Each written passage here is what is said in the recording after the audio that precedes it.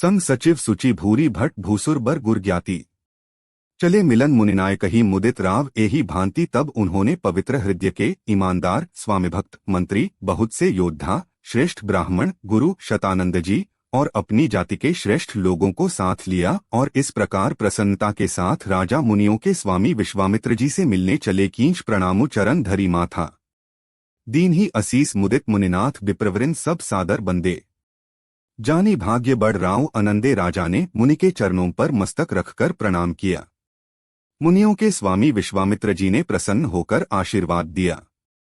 फिर सारी ब्राह्मण मंडली को आदर सहित प्रणाम किया और अपना बड़ा भाग्य जानकर राजा आनंदित हुए। कुशल प्रश्न कही 12 विश्वामित्र नृप ही ते ही अवसर आए। दो भाई गए रहे देखन फुलवाई। बार बार कुशल प्रश्न करके विश्वामित्र जी ने राजा को बैठाया।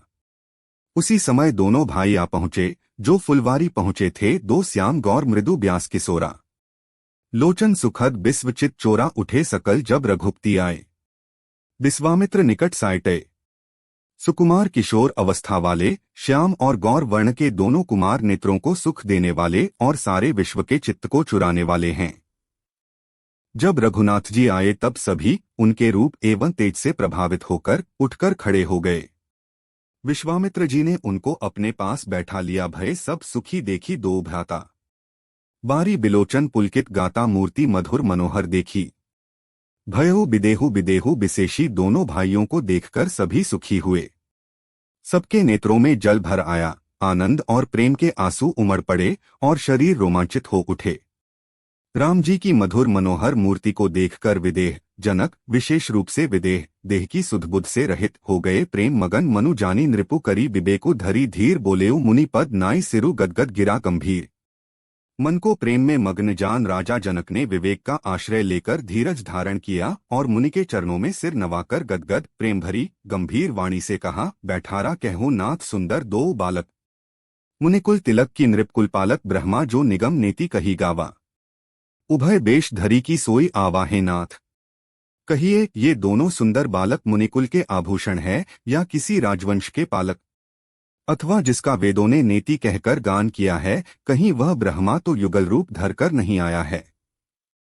सहज बिराग रूप मनु मोरा थकित होत जिमि चंद चकोरा। ताते प्रभु पूछो सतीभाव कहू नाथ जनी करहु दुराव। मेरा मन जो स्वभाव से ही वैराग्य रूप बना हुआ है, इन्हें देखकर इस तरह मुग्ध हो रहा है जैसे चंद्रमा को देखकर चकोर। हे प्रभो, इसलिए मैं आपसे सत्य निश्चल भाव से पूछता हूँ। हे नाथ, बताइए, छिपाव न कीजिए इन्हीं बिलोकत अति अनुरागा। बरबस ब्रह्म सुखी मन त्यागा। कह मुनि बेहसी कहे हूँ नृपनीका। बचन तुम्हार न होई अलीका। इनको देखते ही अत्यंत प्रेम के वश होकर मेरे मन ने जबरदस्ती ब्रह्म सुख को त्याग दिया है। मुनि ने हंसकर कहा, हे राजन, आपने ठीक यथार्थी कहा।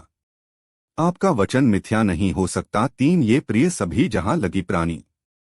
मन मुसुकाहि रामु सुनी बानी। रघुकुल मणि दशरथ के जाए।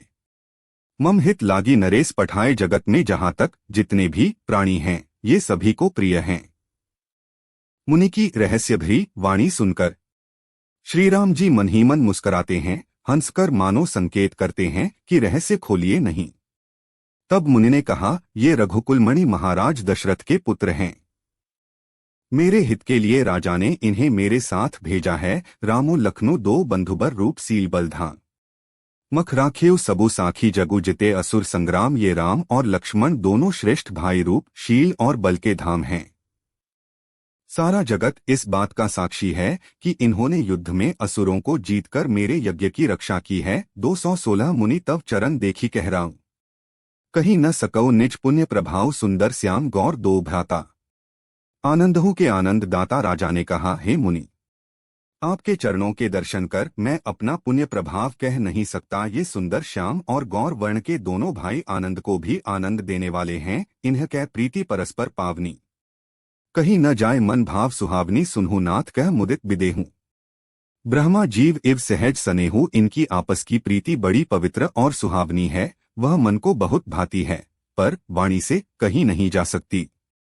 विदेह जनक जी आनंदित होकर कहते हैं, हे नाथ, सुनिए, ब्रह्मा और जीव की तरह इनमें स्वाभाविक प्रेम है, पुनि पुनि प्रभु ही चितव नरनाहूं। पुलक गात उर अधिक उछाहूं मुनि ही प्रशंसी नाई पद सीसु। चलेउ लवाए नगर अवनीसु राजा बार बार प्रभु को देखते हैं, दृष्टि वहां से हटना ही नहीं चाहती। प्रेम से शरीर पुलकित हो रहा है और हृदय में बड़ा उत्साह है। फिर मुनि की प्रशंसा करके और उनके चरणों में सिर नवाकर राजा उन्हें नगर में लिवा चले। सुंदर सदनु सुखद सब काला, तहाँ बासुलय दीन्ह भुआला करी पूजा सब विधि सेवकाई। गयो राव गृह विदा कराई एक सुंदर महल जो सब समय सभी ऋतुओं में सुखदायक था, वहां राजा ने उन्हें ले जाकर ठहराया। तदंतर सब प्रकार से पूजा और सेवा करके राजा विदा मांगकर अपने घर गए। ऋषय संग रघुवंश मणि करी भोजनु विश्रामु। बैठे प्रभु भ्राता सहित दिवसु रहा भरी जामो। रघुकुल के शिरोमणि प्रभु श्री रामचंद्र जी ऋषियों के साथ भोजन और विश्राम करके भाई लक्ष्मण समेत बैठे। उस समय पहर भर दिन रह गया था। 217 लखन हृदयम लालसा विशेषी। जाय जनकपुर आई देखी प्रभु भय बहुरी मुनि ही सकुचाही।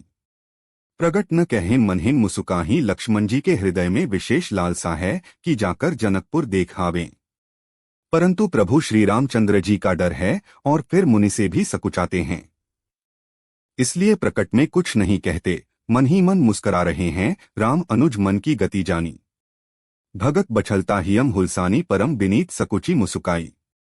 बोले गुर अनुशासन पाई अंतर्यामी। श्री रामचंद्र जी ने छोटे भाई के मन की दशा जान ली। तब उनके हृदय में भक्त वत्सलता उमड़ आई। वे गुरु की आज्ञा पाकर बहुत ही विनय के साथ सकुचाते हुए मुस्कराकर बोले, रामचरितमानस नाथ लखनऊ पुरु देखन चहीं। प्रभु सकोच दर प्रगट न कहीं जौ राउर आयसु मैं पावों। नगर देखाए तुरत ले आभे नाथ। लक्ष्मण नगर देखना चाहते हैं, किंतु प्रभु आप के डर और संकोच के कारण नहीं कहते। यदि आपकी आज्ञा पाऊं तो मैं इनको नगर दिखलाकर तुरंत ही वापस ले आऊं। 3 सुनी मुनिसु कह बचन सप्रीति। कस न राम तुम्ह राखू नीति। धर्म सेतु पालक तुम्ह ताता। प्रेम दिवस सेवक सुखदाता। यह सुनकर मुनीश्वर विश्वामित्र जी ने प्रेम सहित वचन कहे, हे राम, तुम नीति की रक्षा कैसे न करोगे हे तात। तुम धर्म की मर्यादा का पालन करने वाले और प्रेम के वशीभूत होकर सेवकों को सुख देने वाले हो। जाय देखी आवहू नगरु सुख निधान। 2 भाई करहू सुफल सबके नयन। सुंदर बदन देखाए सुख के निधान। दोनों भाई जाकर नगर देखाओ। अपने सुंदर मुख दिखलाकर सब नगर निवासियों के नेत्रों को सफल करो। मुनि पद कमल बंदी 2 भ्राता। चले लोक लोचन सुख दाता। बालक बूंद देखी अति शोभा। लगे संग लोचन मनु लोभा। सब लोकों के नेत्रों को सुख देने वाले दोनों भाई मुनि के चरण कमलों की वंदना करके चले। बालकों के झुंड इनके सौंदर्य की अत्यंत शोभा देखकर साथ लग गए।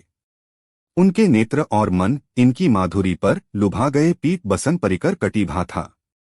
चारु चाप सर सोहत हाथा तन अनुहर्त सुचंदन खोरी।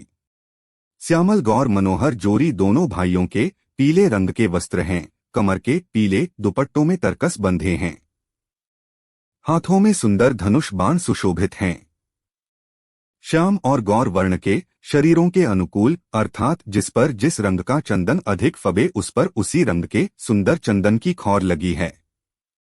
सावरे और गोरे रंग की मनोहर जोड़ी है। केहरी कंधर बाहु बिसाला और अति रुचिर नागमणि माला। सुभग सोन सर सिरुह लोचन।